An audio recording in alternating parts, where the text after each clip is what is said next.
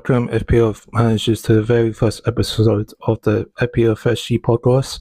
I'm delighted to have you join me as we prepare for the new season full of exciting fantasy football. Let's get started.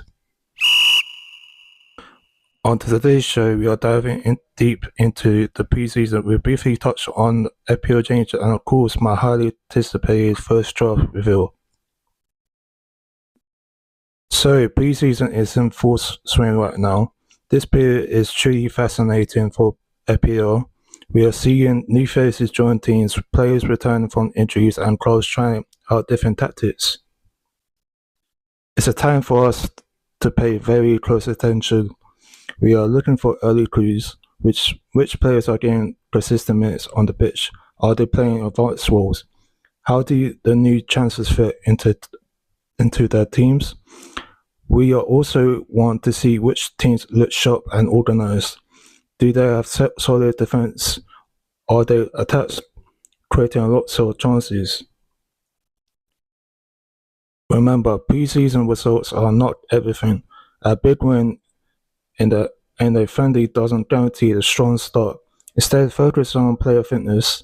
Look at the goal involvement analysis. Pay attention to team shape. Are they looking for attack or play more defensively? This insight helps us choose players who will deliver points consistently. We are building our teams for the long haul. Keep an eye on the official club updates and match reports. They could tell us a lot.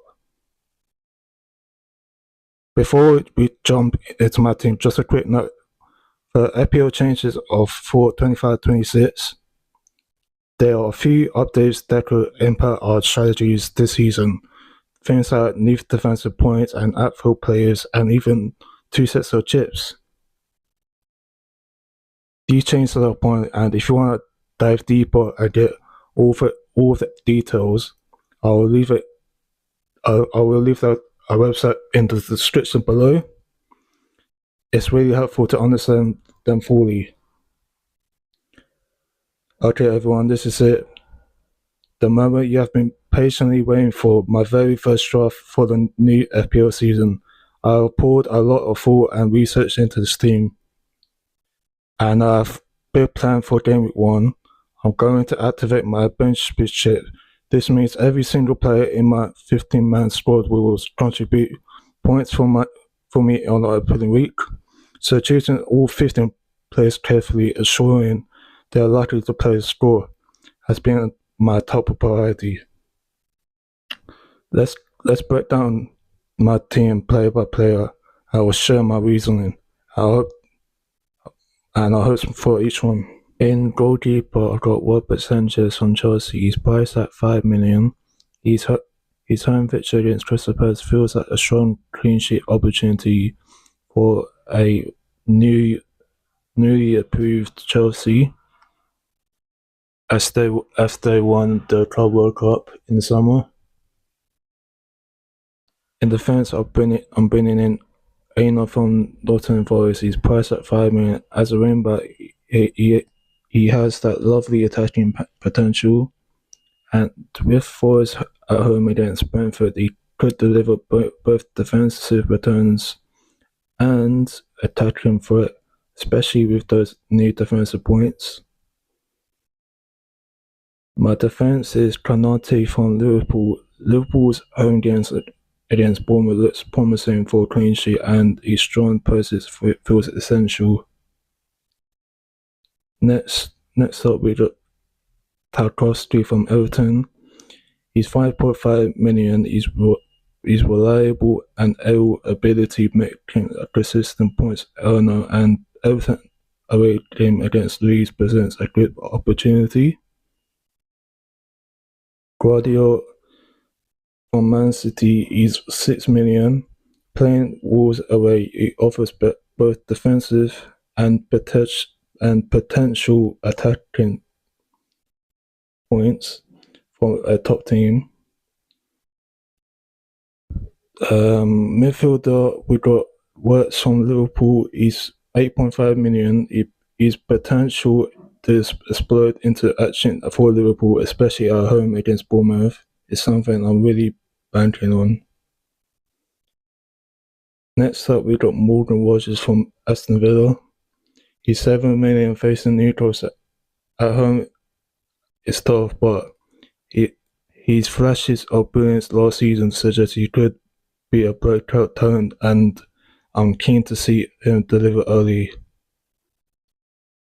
Next up, we got Cole Palmer from Chelsea. He's 10.5 million with penalties in his soccer, and Chelsea play Crystal Palace at home. His central role makes him almost like a no-brainer for Gameweek 1.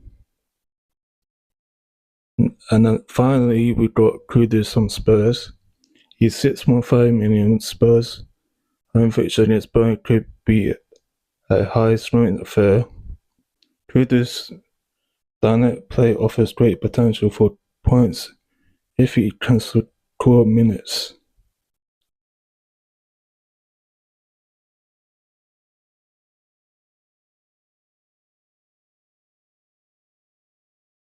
Up front, I got Solanke and Erling Haaland. I think these two is very good for the game week 1, especially with Man City playing Wolves, and I think they will do really well this season. And I really think Solanke would do well against Burnley, and Haaland is just Haaland. He's just a robot. But yeah, but of course, last season he didn't. He was okay, but